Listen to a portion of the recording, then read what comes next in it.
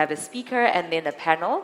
I would love to call upon Mohamad, Helmy, Othman, Basham to the stage. Welcome to him, and he's the Group Managing Director of SD Guthrie. Welcome, Mohamad. Let's give him a warm hand of applause. Lovely to meet you.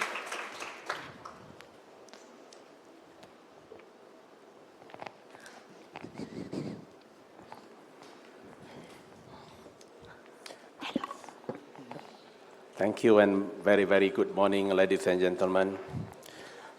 I'm very delighted to be here in Brazil, a new producer of one of the most important edible oils in the world, palm oil. As an industry veteran myself, I can tell you that palm oil done right is a remarkable thing. If we want to use as little land as possible to get the maximum results, in the context of edible oils, the best solution is palm oil. You could say that I am a paid spokesperson for the industry, and you'll be right. For that very reason, I'll let you the facts speak for themselves. You can Google, you can chat GPT, you can check everything that I'm going to tell you about land use to feed the world. I realize that some of you may not have heard of palm oil before today. Or if you had, you heard the propaganda that goes with it. I use the word propaganda intentionally because we have been told that for decades that palm oil is a primary cause of deforestation and species extinction. This is propaganda because the facts clearly show that most human activity negatively impacts the planet. But contrary to popular belief, palm oil is not one of the major culprits.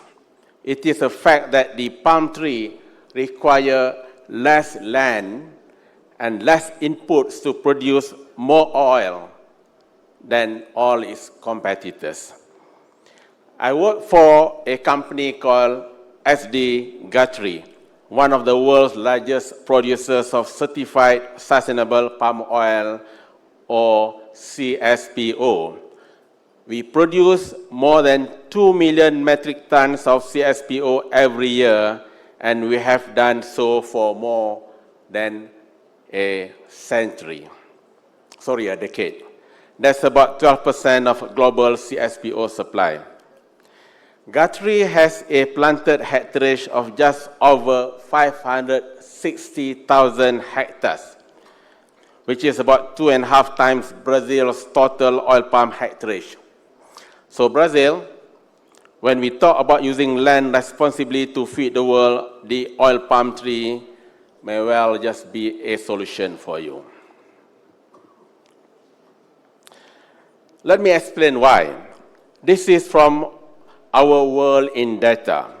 The oil palm is between 4 and 10 times more productive per hectare than any other edible oil available in the world. Let's translate that into some digestible numbers. This is the total hectareage planted with oil palm in the world. This is the total hectareage under soya cultivation. This is sunflower, rapeseed, and this is how much palm oil is produced on this land.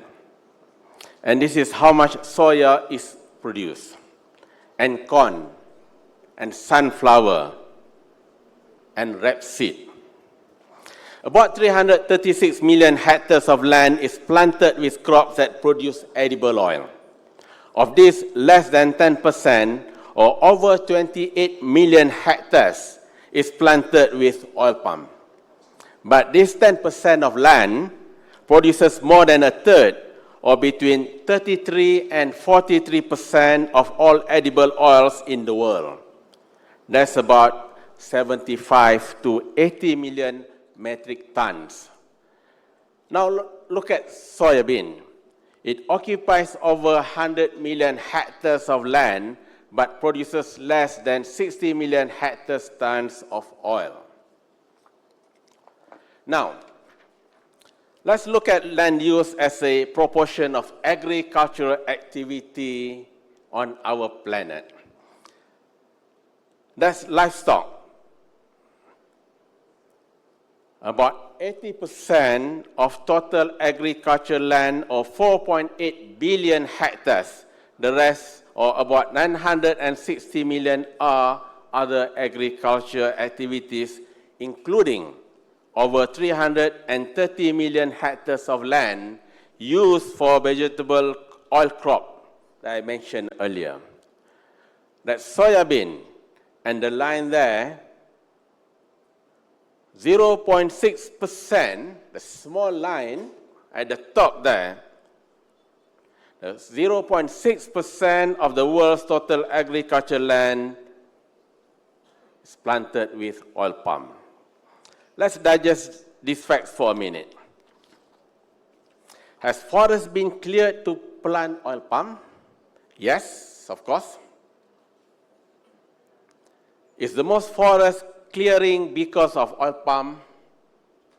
Not at all. In fact, if anyone says that palm oil is the cause of deforestation, we must wonder at their motivations. Why are they saying something that is clearly untrue? But I'll get to that later. Ladies and gentlemen,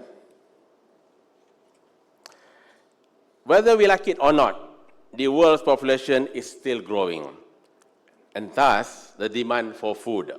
It is projected that demand for edible oils and protein feedstock will rise by over 40% in the next 2 decades. But the one thing that is not increasing is land. So, the question is, how do we feed a growing population without expanding our footprint? How can we make the world's most productive oil crop even better? At Guthrie, we turn to science. In 2009, we made a significant breakthrough by mapping, sequencing, and annotating the oil palm genome. As a result, today we have Genome Select, our high-yielding planting material that delivers up to 20% higher yields than the previous best planting material. It fruits faster, it produces more oil, but with climate change upon us, we are also working on climate and disease resilience.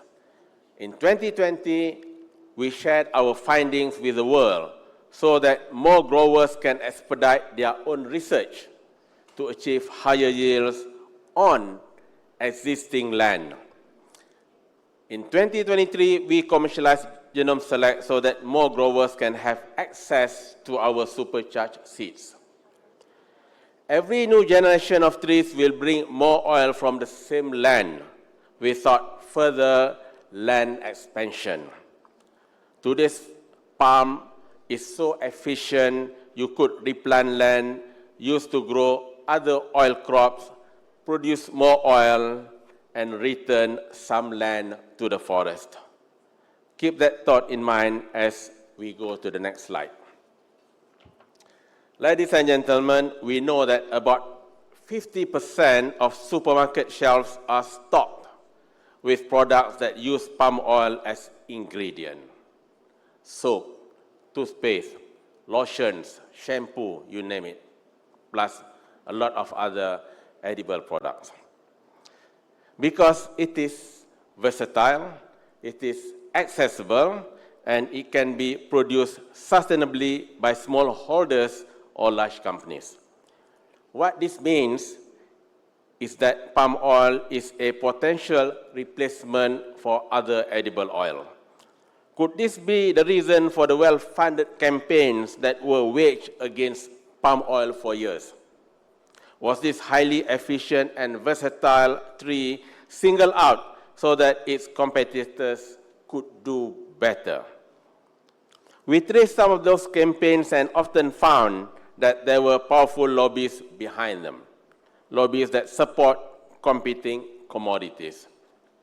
We can argue that lobbyists are entitled to fund campaigns, and these campaigns support legitimate causes. Yes, deforestation is a legitimate cause, and it is a global problem. But here's the thing. When palm oil was condemned for decades as a primary cause of deforestation and for causing climate change, other commercial activities continued without hindrance. Other commodities with larger footprints were regarded as better for the planet. There was a time when even fossil fuels seemed better than palm oil. These campaigns did a disservice to the planet, to humanity, because several ills were perpetuated. Until now, when climate change has become catastrophic. These days, even the most strident critics of palm oil are admitting that sustainably produced palm oil is actually a viable solution for this planet and its people. The palm is a tree, and as such, its carbon absorption capacity is higher than a shrub or a bush.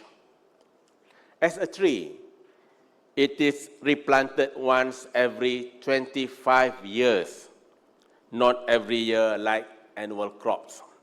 As a tree, it bears fruits, and the oil it produces is from a fruit just like coconuts, olives, and avocados, unlike oil seeds. Ladies and gentlemen, in today's world, net zero and zero harm are no longer enough. We have to go beyond zero. With our genome select seeds and our sustainability credentials honed over 2 decades, we at Guthrie have embraced the need for greater and faster change. This required a mindset shift from less or zero harm to making positive impacts. This commitment includes, for us, Guthrie, setting aside 100,000 hectares for conservation and restoration by 2030, about a fifth of our land bank. We are also working on a regenerative agriculture framework with our partners. As a perennial crop rather than cash crop, and unlike soya, rapeseed, or sunflower, oil palm, which is now being planted in Brazil, and obviously a lot more other Latin America countries, it allows for a biodiverse coexistence with natural corridors connecting wildlife, habitats. If you want to know more, please come and visit our Carrefour Island.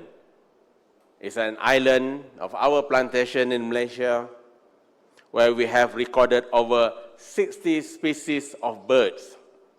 But even as we reduce our land bank, we expect to increase our yield. This is our commitment to sustainability. This is our commitment to responsible land use. And that is our commitment to future generations. And this is possible because the crop that we are working with is oil palm tree. Thank you for having me. Thank you to World Climate Foundation. Thank you very much, Mohamad. Wonderful to have you here, and thank you so much for your insights. Thank you. Well, now to the last panel before our networking break. I have the honor of inviting Isabella Freire from Proforest, and they will be talking about greening food and land use from stewardship to scale. Welcome. Can we give a warm hand of applause? Thank you. Good morning, everyone. It's wonderful to be here today to be talking about scale. I'll invite my dear panelists over. Please, Dorethe Nielsen, Vice President and Head of Environmental Responsibility from Novo Nordisk. Please also welcome Natalia Pinheiro, Brazil Country Manager at Bonsucro.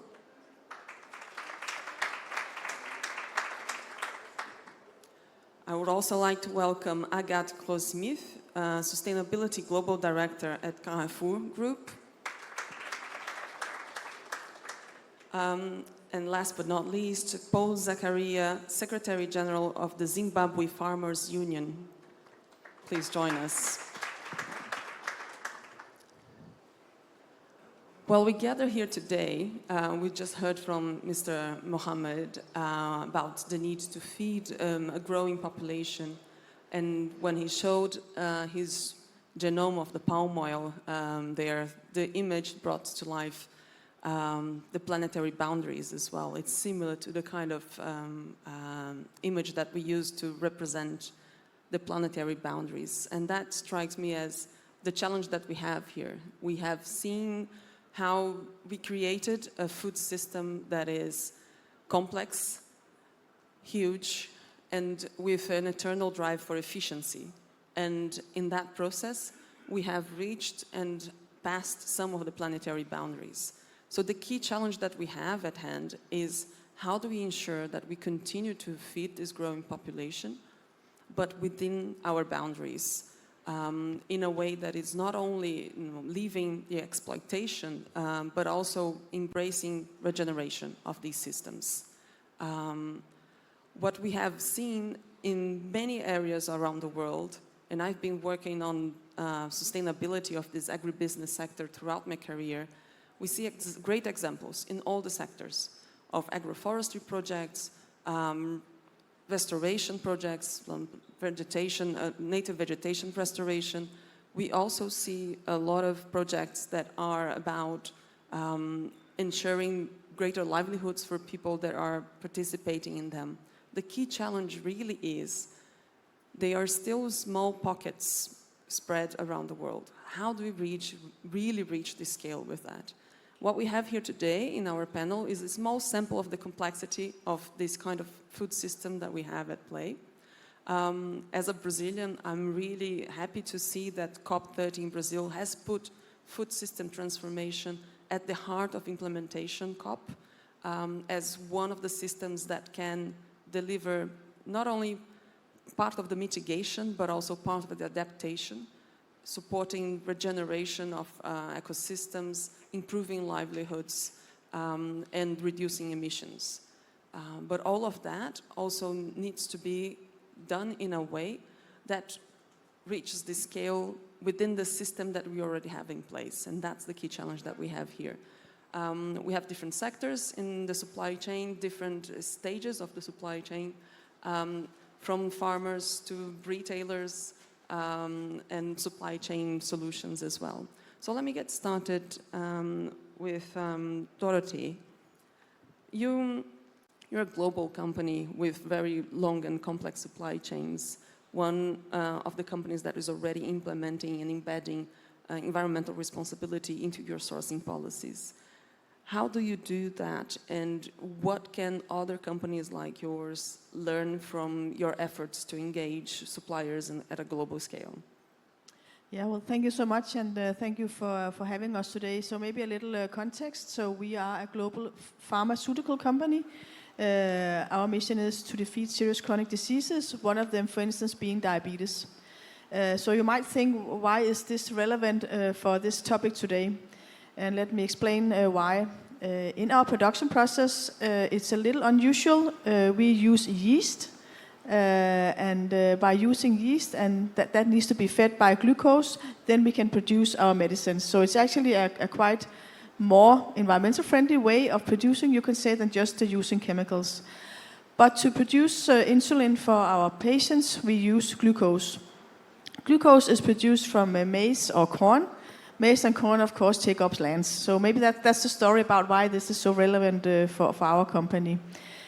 And then in terms of our responsibility, then we would like to think that goes beyond our own products. That also goes beyond finding raw materials that are more sustainable than the traditional ones. So in order for us to make sure that we can solve that, then we decided to zoom in on glucose being one of the main raw ingredients in our production. Glucose comes from either corn or maize. That can be used with high efficiency, as we also saw from the palm oil, but also with then the negative side effect of degrading land and using pesticides and so on. So what we decided to do is to engage via our supply chain directly with farmers to enable them to use regenerative agriculture. And we are doing that by not inventing a way for them to be more regenerative, because I think they know themselves. But what we can do as a global player is two things. First of all, agree to pay a premium. So we have agreed to support the farmers in their transition by paying a premium, at least in the beginning. Of course, the broader idea is to then create a demand to enable the farmers to be more productive, more efficient using regen ag by putting investment directly to the farmers. Secondly, then engaging via our supply chain so that all different steps of our supply chain are making sure that that is actually the case, and that we can follow up and check that they have actually, you can say, switched to regenerative agriculture. So to keep it short, we have a responsibility in producing medicines to make sure that people live healthier life. We also have a responsibility to our land, to our planet, to the nature. So we want those two things to go hand in hand, and we are willing to do two things: pay a premium and also follow up with the farmers to do so. Thank you. Many thanks, Dorethe. You know that you just gave an example of just how omnipresent land use and agriculture is, even in the things that you don't expect, and how complex it is to actually see changes on the ground.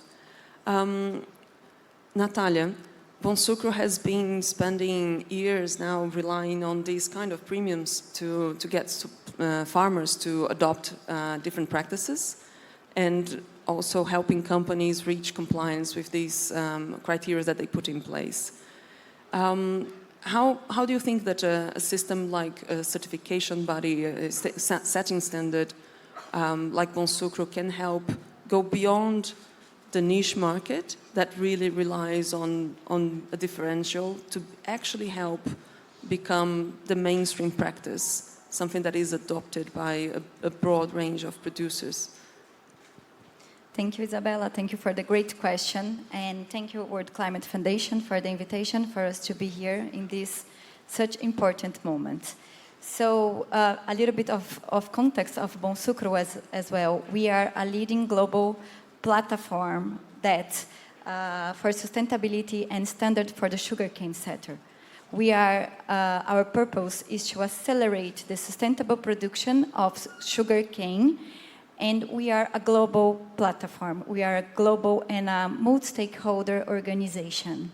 We have more than 350 members around 55 countries, and we are having the whole supply chain of the sugarcane with us. So we do have smallholder producers producing sugarcane in India and Mexico. We have mills crushing the sugarcane and producing ethanol, sugar, and energy in Brazil, but also in Mauritius. And we have intermediate companies such as refineries in the US, but also civil societies such as Proforest and end users, all supporting us in a collective way to achieve and change from the niche to a standard solution for the sugarcane. So yes, Isabella, we have from years working towards certification, sustainable certifications, and our first mill that got the Bonsucro certification was in 2011. It was a mill here in Brazil, and nowadays we have more than 290 operators that are already certified, already have the Bonsucro sustainable certification. This means that we have 2.4 million hectares of sugarcane already doing a sustainable production. And with that, I can say that we have around 10% of the whole sugarcane that's produced in the world in a production, in a sustainable production.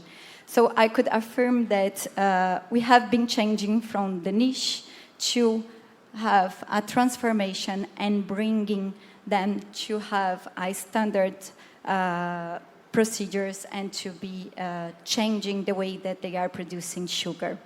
But what it means being a Bonsucro certified, it means that they are also achieving great indicators and achieving and complying with all the rules that we do establish. We have a third-party audit that has clear and liable process. We also ask and have in our standard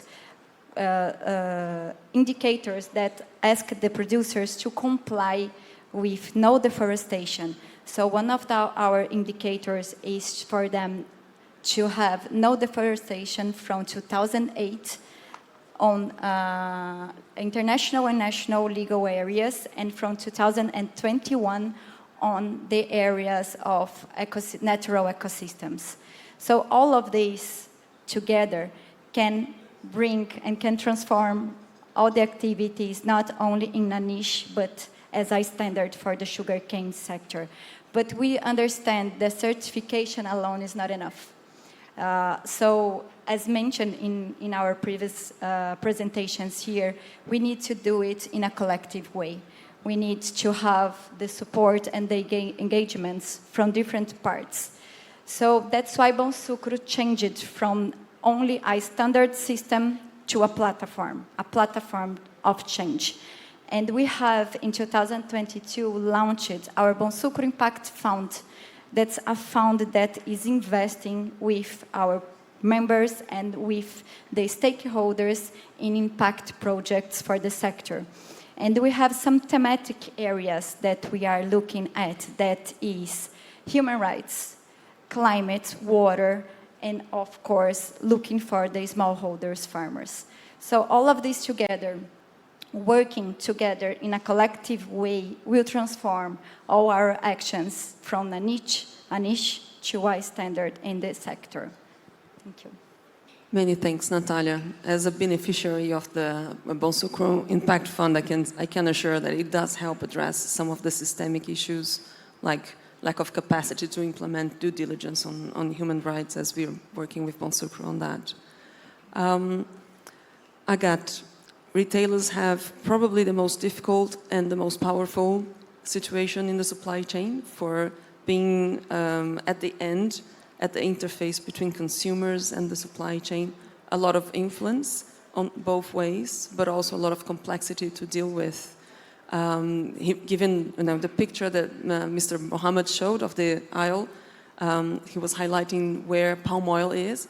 If you were to do that with all the different commodities, it's complex, right? But you are also working towards ensuring that you have use your influence to promote regenerative agricultures in your supply chains. How do you do that, but also ensure that you communicate with consumers in a way that keeps the trust and helps motivate this movement towards a transformation for regenerative production? Thank you very much, Isabella, and good morning to everyone. Delighted to be with you today. The first thing maybe the retailer can do is to understand the risk and the impacts that we are talking about. Because here in Belém, and with the fantastic panels we had just before, we feel exactly the impact that our supply chain can have on the forest, on the Amazon. We feel the impact for people living from it, and obviously the consequence it can have on even what we grow, on where we live. But this is not obvious at all when you're in a hypermarket. When you do your shopping every day, even when our teams do their job every day, this is not something we perceive as vividly as today. So that's the first thing, probably, is to understand what are our impacts and what risk this causes to our business. I don't want to flood you with figures, but just so you have a little glimpse of our impacts. Just to talk about climate, our CO2 emissions are related to our stores, the energy we consume, etc. But that's 1% of our total emission. The rest is the product and the service we sell. 98%. That's enormous. So among this, but more than 60 is linked to agriculture. So this is where we need to work. That's for our impact. If I cost to the risk, I discuss every day with our suppliers, and several of them are telling me, well, I supply you milk and dairy, and I see reduced yields in the milk production, roughly 2%, but with a very strong variation depending on farms. How do we make these farms ready? What is going to happen in a few years? Same for wheat. And we see the inflation, we see the price evolving. Same for cocoa or coffee. Some of our suppliers that sell only coffee are worried how they're going to sustain their business in the long run, because the production area of coffee is going to reduce for sure. So that's the scenario we need to have in mind to start with. Then the role of the retailer, I think, is to give a vision of what is going to happen, what is going to be the next standard. So in terms of climate, we have set up the goal for our suppliers, our top 100 suppliers, so these are the biggest suppliers of Carrefour, to have a 1.5 degree strategy by next year, by the end of 2026. When we started this commitment, it was 27% of them having this type of trajectory. And a 1.5 trajectory is hard. It's really hard to achieve over all scopes. But we are today at 63%. This is a major transformation. The impact of these companies on the field is very important. So we need to reach that 100%. And this is the type of message we need to say. If you want to do business with Carrefour, you need to be 1.5 compliant by a certain amount of time. In our case, 2026 for the biggest companies. So this is setting a standard. It's the same for deforestation. We said we will reach deforestation-free supply chain for beef in Brazil by 2030 and 2026 for our own brand. But obviously we set these targets, but we need to make it concrete now. So we already have achieved that purpose for our own brand, and we announced very recently when we have the first products coming from this project in our stores last week. We have beef that is fully traced from end to end, so the very beginning of the state of the growth of the animal, in our stores in Belém. It's deforestation-free. That's an enormous achievement. We were struggling to go beyond the first rank of the farm supplying Carrefour. Obviously, we didn't do that alone. We had an immense support from the state of Pará, who took a big commitment to achieve a transformation in the state and have all animals identified. We also have support from our suppliers. But we had this commitment. So we are setting up a standard. I think that's very important. Now, Isabella, to answer you about consumers.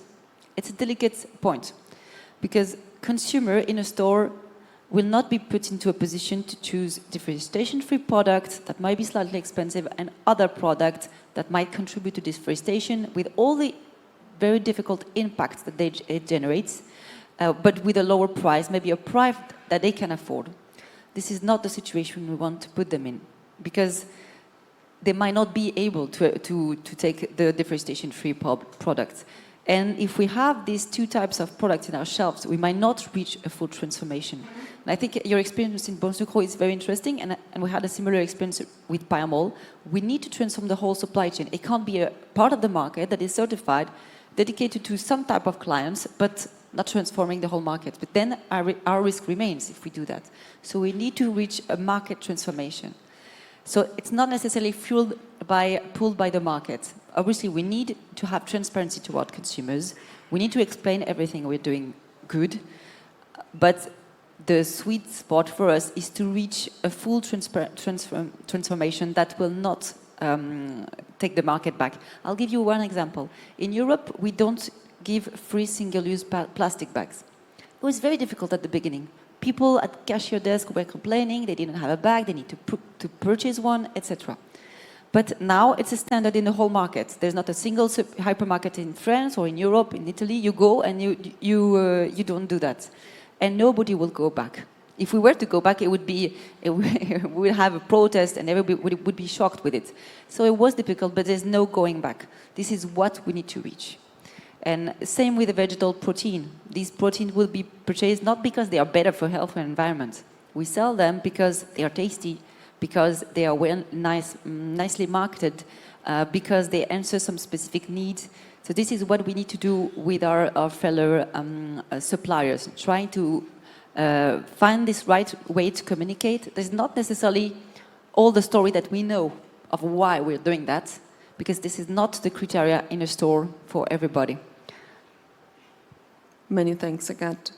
We just heard here some examples of things that we have been trying to do, all about trying to make change happen on the ground with farmers, from incentives to get things started, a premium, to certification and broader support on capacity building and sectoral discussions, to purchase requirements, setting goals and engaging suppliers to do that, and then trying to make that the norm, not a choice.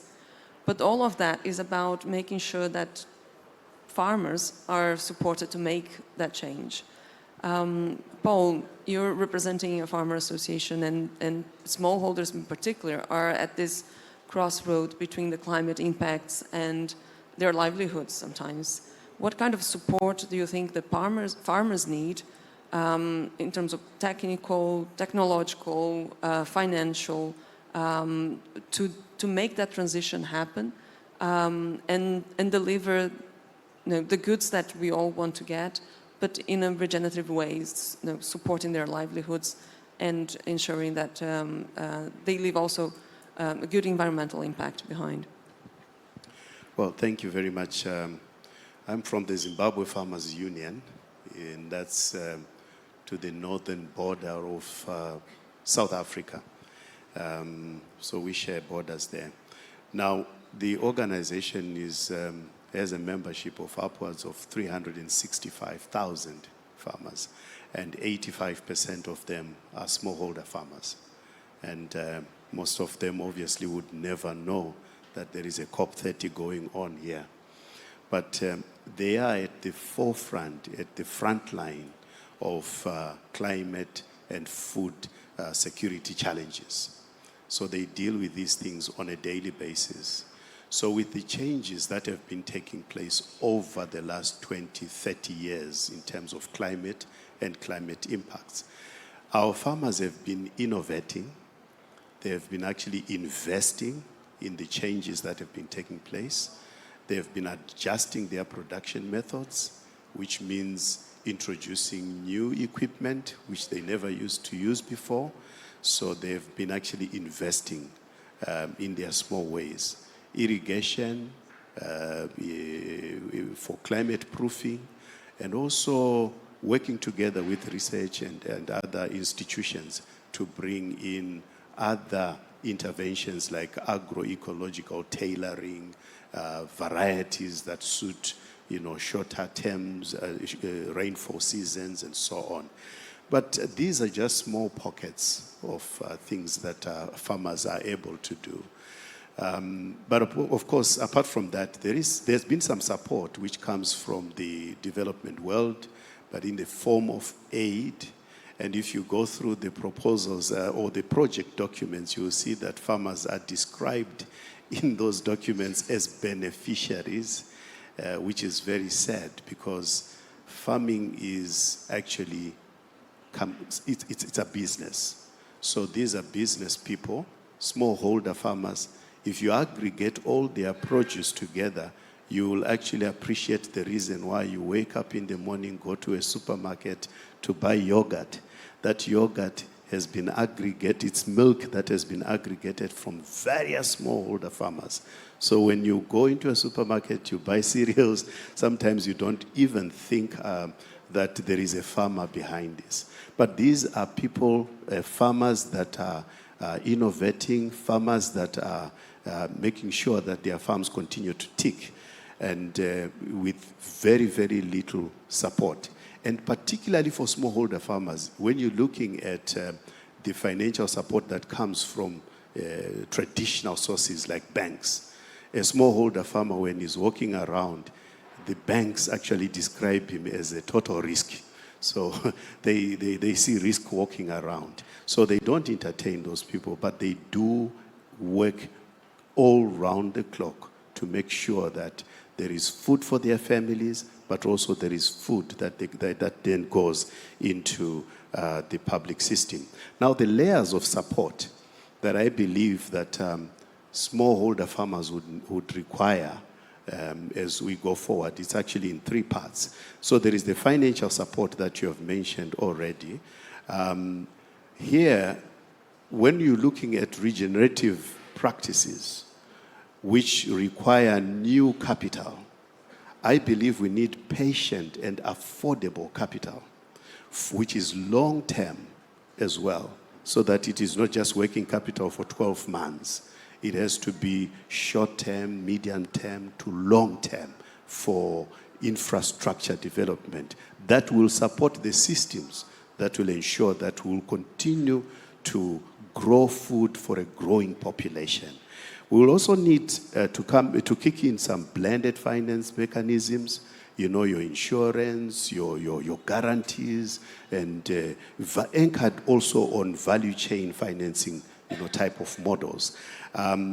Incentives are also very critical, result-based incentives. In Zimbabwe, we have farmers now, you know, looking at how they can bring their soils back to speed with production, soil health issues, so producing biochar and so on, and then mixing that with compost and then sinking the carbon in their fields. But imagine if you could then introduce carbon credits on top of that. That would be such an incentive, and it would actually attract as many farmers to actually innovate in that direction. But of course, there is the elephant in the room, that is the access to climate finance. This is actually an illusion for most of our smallholder farmers. They know that there are these finances, but they are accredited institutions that then access the finances and then try to bring the resources to the farmers. But only a very tiny percentage of those resources ends up at the farm levels. The second layer is the technical support. And here I'm talking of the hands-on extension. And extension which is not just for agronomy. It is agronomy plus entrepreneurial skills. We now need our public extension staff to be more of business advisors, because they are dealing with farmers that are actually in business. And then locally adapted technologies, and then climate and market information, we need that support. Then the last layer is the institutional support. And more often than not, farmer organizations have been looked down upon. And I believe it is because of unionism and you know, the crazy things that go around, how to aggregate opinions and then push the opinions through for favorable results and things like that. But strengthening farmer organizations is on its own a plus. We can actually use farmer organizations as catalysts for the change that we desire to see in terms of the practices that our farmers will have to adopt in order to meet the challenge of climate change. But of course, supportive policy frameworks, public, private, everything, and then research, which is my last point. Science-based solutions that will be accepted by farmers, that farmers would trust, and that farmers would actually say, for sure, I can put my dollar on this because it is guaranteed that I'm going to get the results. So the three things need to work together. That is the farmer, we need the finance, and we need the research. So our science at the moment is actually in its own silo. Finances are operating in their own silo, and farmers are looking for themselves, looking after themselves, which is actually a very sad thing. So partnerships, when you bring the three together, I'm sure we can actually go to where we want to go. Thank you. Many thanks, Paul. That is a wonderful close to this panel. We absolutely need to break those silos. I think reaching scale will require us to do that. The mutirão that we've been asked to support is also about understanding what is the contribution of the finance sector, what is the contribution of retailers, downstreams, of manufacturing companies, and everybody around to make sure that that transition happens. And I really appreciate the point that you're making, that we need to look at the farmer as a business unit, and they need to support to make sure that that business is feasible, running, and sustainable at the same time, with research, because we can't bet on their own livelihoods, right? We have to provide solutions that are proven to work. Brilliant. Many thanks. Many thanks, everybody, for this. And I'll close the panel now. Thank you very much, Isabella. Can we give them a hand of applause for a fantastic panel? And Paul, it's lovely to meet you because I'm South African, and it's always good to hear a familiar voice and accent when in Brazil. So thank you so much to everybody for those wonderful inputs. We're going to have a picture